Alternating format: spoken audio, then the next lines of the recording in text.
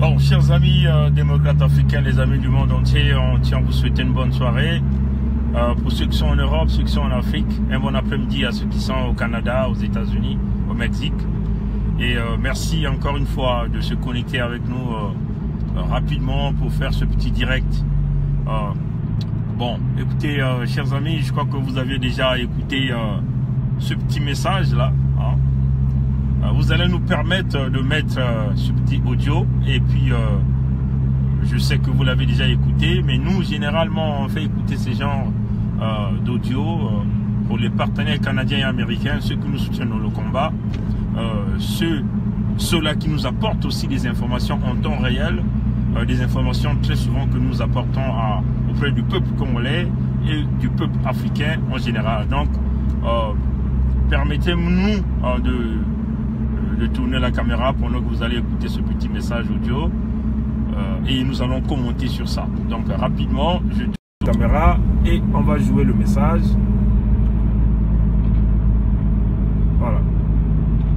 N'est pas encore effective car les barrières érigées par les militaires demeurent encore. Les éléments de la force publique continuent alors à embrigader les populations dans le pool avec le contrôle strict des pièces d'identité aux passagers et ils exigent à chaque barrage 500 francs ou 1000 francs CFA à celui qui n'a pas cette pièce et aussi une certaine somme d'argent aux véhicules de transport.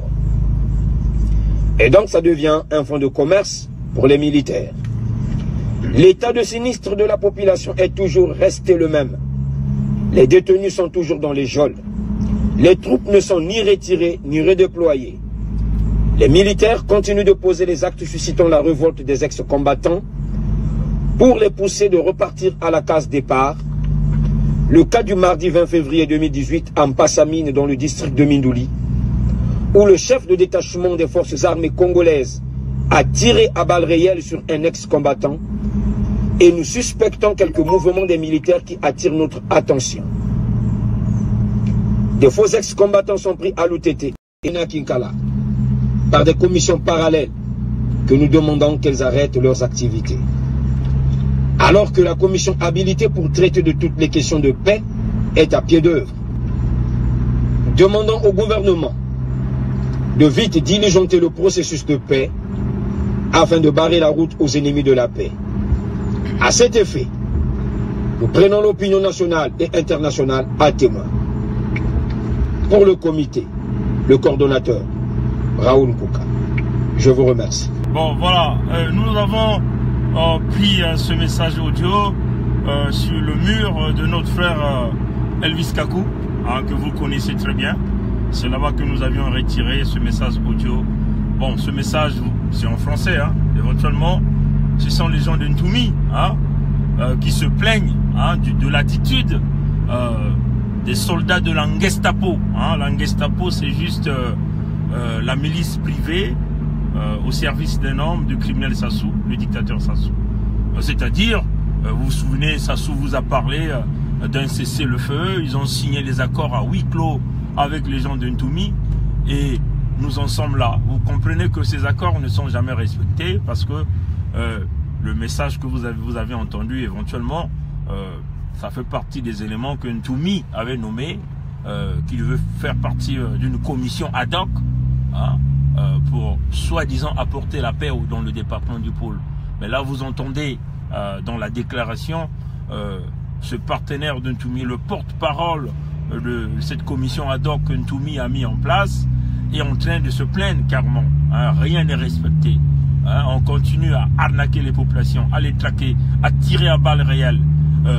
Le pôle est toujours militarisé, hein, chers amis. C'est ce que nous avons entendu. Le pôle est toujours militarisé. Il y a toujours des barricades, des contrôles. On demande de l'argent. Si vous n'avez pas de l'argent, on vous dépouille. Et si vous êtes un jeune avec des muscles comme les nous autres, on vous tire à bout portant. Et donc, on peut considérer que on continue de violer. On continue de violer nos mamans. On continue de violer nos sœurs dans le département du pôle. Vous voyez, parce que toutes les troupes de la Gestapo sont encore dans le pôle. Aucun soldat a été bougé, a été sorti du pôle. Vous aviez entendu ce que le monsieur venait de dire. Et Donc, chers amis démocrates africains, nous, on vous dit toujours la vérité. Et nous dirons toujours la vérité. On vous a dit que Sassou ne respecte aucune parole. Aucune parole. Hein? Cet homme n'est pas un homme de parole. Il n'est pas un homme de conviction. Il a une seule conviction, c'est-à-dire faire le mal. C'est ça la spécialité de ce monsieur. Tuer à bout portant. Briser le Congo. Diviser le Congo. Voler de l'argent. Ça, c'est la spécialité de Sassou Nguesso. Mais dire que vous avez fait un accord, signer un accord, que Sassou va se mettre à le respecter, alors là, vous avez tapé à côté. Et on avait déjà prévenu les gens d'Ntoumi. Oui, si vous nous dites que vous êtes allés signer un accord pour se taper de l'argent du Congo, partager de l'argent du Congo derrière les dos des populations qui sont souffrantes, alors là, vous avez raison parce que vous allez vous enrichir. Mais si vous avez signé les accords de paix pour soi-disant apporter la paix dans le département de Poul, ben, chers compatriotes, vous vous trompez, vous foutez le doigt dans l'œil. Parce que Sassou s'en fout éperdument de vous. La preuve est là. Vous avez exigé qu'on puisse libérer les prisonniers politiques. On a libéré quelques gens d'Ntoumi, mais en réalité, les gens qui ont été libérés, c'est éventuellement, c'est comme un appât qu'on a donné à Ntoumi. Ntoumi sort, certainement on va le zigouiller, ou Ntoumi est dans le truc, on ne sait pas. Vous voyez, chers amis. Et vous entendez que aucun accord n'est respecté. Tout ce que vous vous êtes dit dans ces accords, c'est-à-dire démilitariser le département du Poul, ça n'a jamais été fait. Vous voyez, démilitariser le département du Poul, ça n'a jamais été fait. Recaserner les soldats de la Gestapo, ça n'a jamais été fait. Vous voyez, laisser enlever les barricades, ça n'a jamais été fait. Permettre aux populations de rentrer chez elles, ça n'a jamais été fait. Parce qu'on continue d'emmerder le monde. On est toujours convaincu que ceux qui repartent encore, ce sont un peu les courageux. Mais ils sont emmerdés. Vous avez entendu qu'il y a un jeune homme qui a été tiré à bout portant. Ça, c'est ce qu'ils connaissent, hein, ce qui a été rapporté. Mais ce qui se passe dans l'ombre, dans la nuit, hein, nous savons les méthodes opérandi de ce système. Ils opèrent la nuit. On massacre à grande échelle. Oui, chers amis. Donc, une façon de dire à tout ce monde-là qui sont venus nous insulter quand nous étions en train de dire vos accords à 2 balles, ça ne changera rien. Aujourd'hui, nous en sommes là. Hein, nous en sommes là. Et ce monsieur vient de parler en français. Il n'a pas parlé dans une langue quelconque de chez nous. Il a parlé en français. Il décrit la situation réelle de ce qui se passe. Comprenez, chers amis. Donc, on vous a dit, Sassou n'est pas un homme de parole. Donc, ceux-là qui nous parlent de la diplomatie, comprenez que ce monsieur n'a jamais rien respecté. Tous les dialogues qu'on a fait au Congo, ce monsieur ne s'est jamais même présenté à ces dialogues. Parce qu'il se croit le plus grand. Il se croit le roi du Congo. Il se croit que le Congo lui appartient. Il se croit supérieur à tous les Congolais. Parce que tous les cadres de ce pays ont vendu leur tête à un homme qui n'a pas de bagage intellectuel. C'est ça le grand problème que nous voulons dire. Vous voyez, tous ces intellectuels congolais-là, ceux qui ont étudié des doctorats, vous pouvez les appeler comme vous pouvez les appeler, ils n'ont plus rien dans la tête parce que Sassou a réussi à pourrir la tête de tous les cadres congolais. Tous, ils sont derrière Sassou. Avec l'argent du contribuable congolais, il arrive à contrôler tous ces cadres congolais, ceux qui se disent encore cadres au Congo, parce que moi, je ne considère pas que ceux-là, ils ont encore le côté de cadre, hein, le côté de technocrate, le côté patriotique d'apporter le véritable changement que tout le peuple veut. Parce que leur objectif, c'est de l'argent, s'enrichir derrière le dos de la politique, derrière les dos des populations, et à n'importe quel prix. Et le prix, et la plupart du temps, c'est le sang des Congolais qu'on met en jeu. Oui, chers amis. La preuve, on est là. Que les gens d'Ntoumi viennent encore, ceux qui ont l'habitude de nous insulter, qu'ils sortent. Nous aimerions bien les voir, là. Qu'ils viennent nous dire que oui, les accords ont été signés, tout marche bien. Qu'ils nous disent ça. Qu'ils viennent nous dire que les accords marchent, fonctionnent, Sassou respecte ces accords. Oui, chers amis. Il faut suivre. On ne badine pas avec un dictateur. Vous voyez, cet homme a emmené le mal du Congo. Cet homme a emmené la mort au Congo depuis les indépendances. Parce qu'il faut dire, la barbarie est partie de Sassou. Les massacres est parti de cet homme. C'est toujours cet homme qui a toujours tout piloté. Le mauvais. Vous voyez? les mauvaises valeurs, les assassinats, le pillage, le vol, le viol, c'est toujours parti de cet homme. C'est lui qui a emmené ces antivaleurs là au Congo. Et vous nous dites que vous allez aller faire le dialogue. Le dialogue d'Evo, ça ne vous dit rien. Celui de Dolisie, ça ne vous dit rien. Celui de Brazzaville, ça ne vous dit rien. Même le tout dernier qui sont allés faire à Sibiti, ça ne vous dit rien, chers compatriotes. L'homme n'a jamais rien respecté. La seule façon de pouvoir pousser cet homme à un véritable dialogue, c'est de lui mettre la force militaire en face de lui. Il n'y a qu'une seule chose que Sassou ne veut pas voir. Sassou ne veut pas voir les bombes tomber dans les cimetières de sa maman. Hein? Il n'y a qu'une seule chose que Sassou ne veut pas voir, c'est la tombe de Edith exploser, aller en l'air, parce qu'il y a des obus qui sont tombés là-dessus. Vous voyez, chers amis. Mais si vous arrivez à le faire, l'homme va vite courir à la négociation. Ça, c'est la première des choses qu'il va faire. Alors, ceux qui nous parlent de la conférence internationale, ça encore, c'est un exemple hein, de vous démontrer que la diplomatie ne va rien résoudre. Rien résoudre, chers amis. On va vous expliquer comment la diplomatie fonctionne. La diplomatie fonctionne quand la diplomatie se rend compte que les deux forces sur le terrain sont des forces à égal. Les deux forces sur le terrain, c'est des forces qui sont là en train de se briser. Et cela, vous allez voir, quelques brins de diplomatie viendra pour essayer de se mettre au milieu. Le cas de la Syrie est le plus probable qu'on peut expliquer ici. Hein? Parce que les forces de résistance sont appuyées par un certain nombre de puissances, des grandes puissances. Mais Bachar al-Assad est appuyé par une grande puissance de la Russie. Et d'ailleurs que Vladimir Poutine venait de démontrer aux yeux du monde entier les nouvelles armes que la Russie s'est dotée. Les armes les plus sophistiquées. Il a même dit, cette technologie, aucun pays ne le détient. C'est ça la réalité. C'est là où la diplomatie arrive. Quand on sent que les intérêts sont menacés, c'est là où la diplomatie essaie d'intervenir, chers amis. Mais si la diplomatie se rend compte qu'il y a un mec du jeu qui est là, il y a le joker qui est là, qui contrôle tout, mais la diplomatie ne va jamais rentrer. La diplomatie va s'arrêter à des déclarations, comme d'ailleurs ils sont en train de le faire. Oui, nous appelons à l'apaisement. Pendant ce temps, il y a des milliers de Congolais qui sont en train de mourir. Pendant ce temps, le Congo est en train de rentrer dans l'hécatombe, dans l'apocalypse économique qui se transforme en Armageddon économique.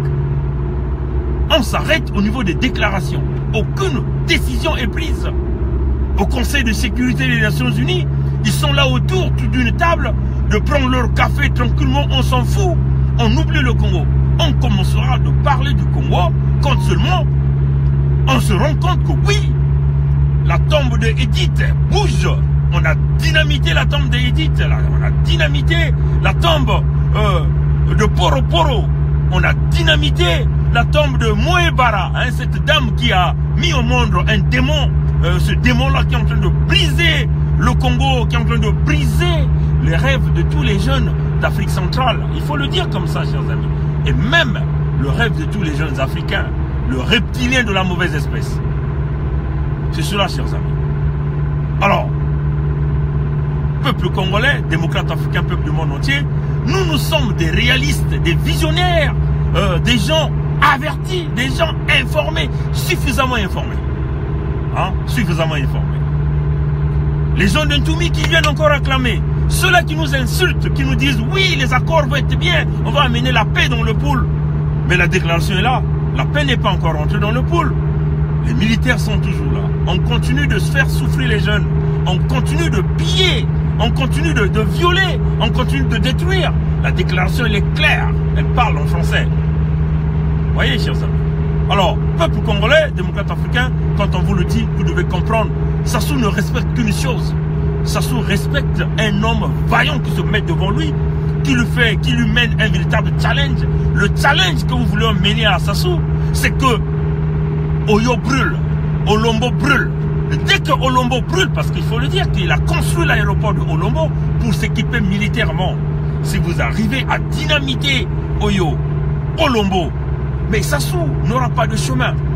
C'est la première des choses quand il va entendre que, oui, la piste de Oyo s'est explosée. Sassou va tailler dès la première minute. La première minute. Déjà quand il entend qu'il y a des forces qui sont déjà arrivées au niveau de la Léfini ou à Odiba, hein, sur la route du Nord, il va tailler la zone dès la première seconde. Il va laisser derrière lui tous ces généraux là et tout un chacun va chercher là où aller se cacher. Oui, chers amis. Donc on vous le dit, la diplomatie, c'est le travail d'après. Lui-même Sassou, il le fait. Hein. Sassou, pour se maintenir, il doit faire la guerre. Coûte que coûte, il doit faire la guerre. Et c'est comme ça que cet homme a toujours opéré. Et vous nous dites que vous allez changer les choses en allant faire des discours. Rien ne va se changer, chers amis. Sassou, il faut humilier cet homme. Il faut brûler Oyo, brûler Olombo. C'est de cette façon que cet homme va partir. Vous allez rentrer dans la conférence internationale, oui, c'est la diplomatie. Mais la diplomatie doit venir au deuxième lieu. Hein, chers amis. Comme Sassou a fait en 1997, il a d'abord imposé la force aux Congolais. Et il a fait la diplomatie la diplomatie corruptive, parce qu'il faut le dire que cette diplomatie qu'il a eu à faire, c'est avec de l'argent, avec le pétrole du Congo qu'il a eu à le faire. Par la corruption. Oui, chers amis. Donc c'est ça la réalité. Et nous, on vous le dit d'en face. On ne va pas matin, midi, soir pour vous le dire. Les relations que vous voulez utiliser, prenez en compte l'option militaire. C'est ça, chers amis. Il n'y a pas matin, midi. Si nous n'allons pas par l'option militaire, les Nguesso vont demeurer au pouvoir. Parce qu'ils se sont préparés à rester là. Sassou s'est préparé à mourir dans les honneurs. Et le reste, les enfants vont se battre entre eux, le plus fort prendra le pouvoir. Les généraux vont se battre entre eux, le plus fort prendra le pouvoir. Mais nous, pour chasser cette bulle puante qui brise le Congo et qui empoisonne notre pays, il faut que nous détruisons le noyau. Pour détruire le noyau, comme disent les Américains, we have to bomb them. Vous voyez, chers amis? C'est ça, chers amis. Voilà. Ça, c'était le cas Akorn Toumi et Sassou et la réalité sur le terrain. Et pour vous dire encore une fois de plus, les prisonniers dont ils ont évoqué sont toujours là en prison. Moukoko est en prison. Okombi est en prison. Makaya est en prison. Les journalistes, tous ces jeunes, aujourd'hui encore, il y a des jeunes étudiants, le fait d'avoir réclamé les bourses d'étudiants impayées ont été déférés à la maison d'arrêt. Vous voyez, chers amis, c'est ça la réalité. La réalité de ce qui se passe dans la dictature. Et vous voulez nous dire qu'il faut que nous ayons des mains douces, des paroles douces avec la dictature? Non, chers amis. Vous voyez, des jeunes étudiants, le fait d'avoir réclamé la bourse, on les défère à la maison d'arrêt, il faut le dire, ils ont d'abord été torturés avant d'être déférés à la maison d'arrêt. Et dans quel genre de pays sommes-nous? Vous voyez, chers amis, et vous voulez que nous puissions avoir des paroles simples avec Sassou?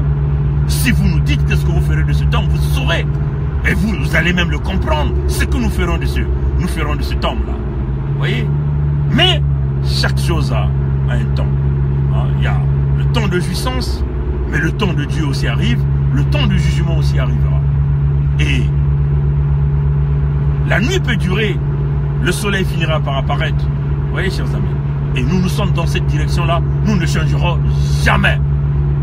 Nous sommes dans cette logique-là, d'apporter l'équilibre des forces militaires, parce que c'est ça le salut du Congo.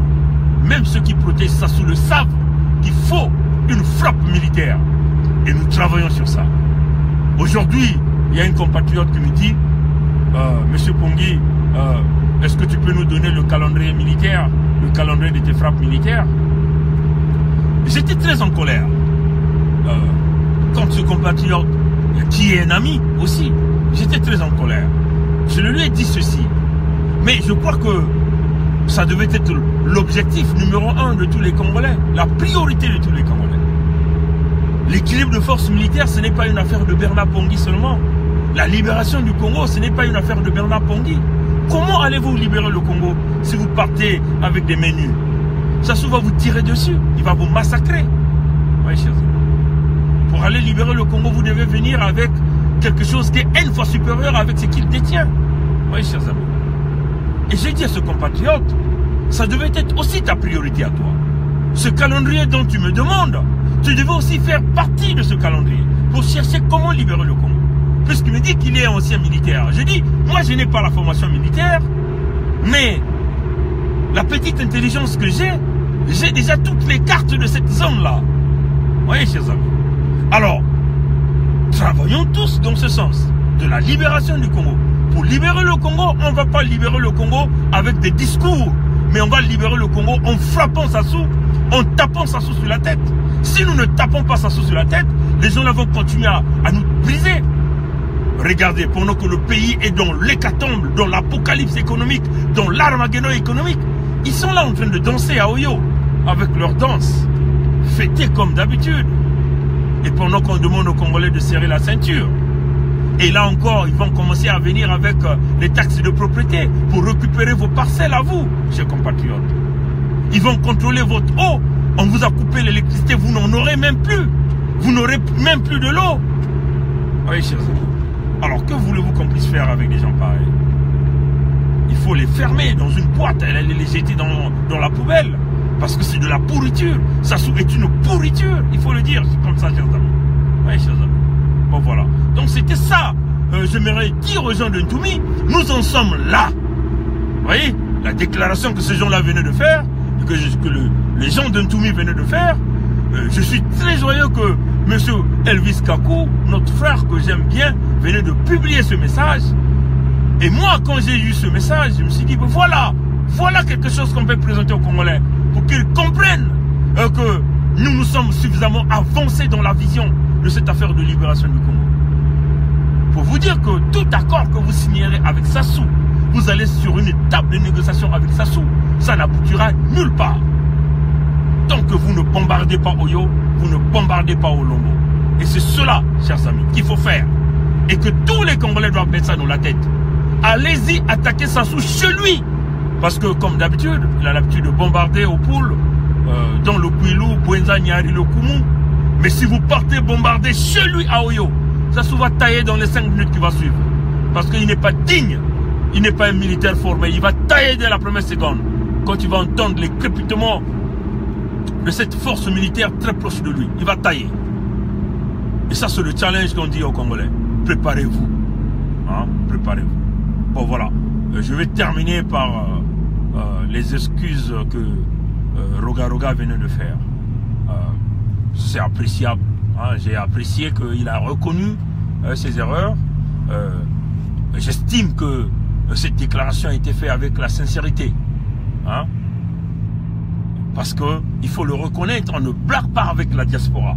La diaspora, on l'a toujours dit, est une base de référence. Même si vous avez, même si tous les Congolais sont des chômeurs dans cette diaspora, mais il y a quand même la différence de devises. Hein? Quand ce Congolais arrive à avoir 1 euro, 1 dollar, quand tu le convertis en CFA, ça fait quand même une force économique. Vous voyez, chers amis. Donc, il faut respecter ceux-là qui vivent dans la diaspora. Parce que ceux-là qui vivent dans la diaspora savent qu'est-ce que c'est se lever le matin, aller chercher le travail ou travailler. Ils le savent, ils connaissent cette valeur-là. Ceux-là qui vivent dans la diaspora, ils savent qu'il faut payer les factures. Donc il y a la notion morale et éthique qui est là. Vous voyez? La responsabilité est là. Vous voyez? Ils le savent, ceux-là qui vivent dans la diaspora. Ils savent qu'on ne peut pas gaspiller l'eau. Parce que si tu gaspilles de l'eau, ça va affecter ta poche. Donc ça va affecter tes économies. Ils savent qu'on ne peut pas gaspiller l'électricité. Ils savent qu'on ne peut pas jeter de la poubelle dans la rue. Vous voyez? Parce que après c'est moi qui va payer par les taxes que tu payes. Vous voyez, chers amis? C'est ça la valeur de la diaspora. On ne blague pas avec la diaspora. Il faut respecter la diaspora. Donc quand M. Roga Roga vient faire ses excuses, d'ailleurs c'est ce que nous avons conseillé, qu'il cherche encore ce contact qui le lie avec ce peuple, parce qu'il faut le dire, s'il est devenu Roga Roga, parce que le peuple congolais a voulu qu'il soit Roga Roga, parce que c'est le peuple congolais qui l'a supporté. On dit le peuple congolais.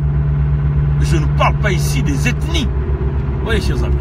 Maintenant, quand on se positionne pour une ethnie, pour un groupe, alors là, on choisit son camp. Et quand on choisit son camp, bien sûr, une partie du peuple a le droit de s'indigner. Oui, chers amis. Mais c'est vrai que, personnellement, j'ai accepté les excuses. j'espère aussi c'est le cas de tous les autres Congolais. Mais ce que nous aimerions dire à Roga-Roga, nous n'avons pas besoin de la distraction en ce moment. Parce que nous sommes concentrés dans la libération du Congo. Tes excuses sont acceptées. Mais si vous qui êtes à Paris, vous voulez accepter qu'il aille faire son concert, ça c'est vous. Mais moi je vous donne ce que nous pensons. Nous pensons que même dans la Bible, même dans la Bible, Dieu utilisait des prophètes pour aller informer au roi que Dieu va vous frapper. Et quand ces prophètes partaient, parfois les rois là arrivaient même à massacrer ces prophètes. Vous voyez, chers amis. Et nous, c'est ce que nous sommes en train de dire à tous ceux-là qui supportent le régime de Sassou. Que la fin arrivera. Et quand la fin arrivera, qu'est-ce qui va arriver à ceux-là qui font le petit jeu d'Atalakou, de l'apologie inutile? Vous voyez, chers amis. Donc, moi, personnellement, nous, les Congolais, nous n'avons pas besoin de la distraction. Concentrons-nous pour libérer le Congo. Chaque chose à son temps. Le temps de la jouissance viendra, où on va tous danser, nous allons tous boire, nous allons tous savourer les danses de Roga-Roga, nous allons tous savourer son nouveau album 242. Mais pour le moment, concentrons-nous à libérer le Congo, on n'a pas besoin d'aller danser. Donc, si moi j'étais Roga-Roga, je demande des excuses et j'annulerai le concert de Bataclan, parce que ce concert, c'est comme un concert challenge. C'est comme un concert challenge. Pour vouloir montrer à la diaspora qu'on est capable, parce qu'on a vu des gens dire que le concert va se faire. Vous voyez, chers amis. Donc pour le moment, si j'étais Roga-Roga, j'ai fait les excuses, d'accord, mais j'annulerai ce concert et peut-être renouer ce contact avec la diaspora afin un jour de pouvoir organiser un autre concert. Mais en tout cas, nous ici, en Amérique du Nord, nous n'avons pas besoin de distraction parce que nous sommes dans un travail qui est de la libération du Congo. Voilà. Donc nous disons à tous les Congolais, merci d'avoir suivi ce direct et prière de la partager et que Dieu nous garde et nous bénisse, parce qu'il faut le dire, de la même façon que Sassou s'est armé d'un cœur d'armature pour faire le mal à ce pays, nous aussi nous sommes armés d'un cœur dur et d'armature pour libérer le Congo. Et nous aussi nous avions les mêmes états. Il y a des moments où, quand nous faisons ces directs, nous sentons des voix qui nous parlent. Nous sentons des voix qui nous parlent. Et ces voix-là, ce sont les voix de nos ancêtres. Ce sont les voix des anges. C'est aussi la voix du Dieu créateur qui nous parle.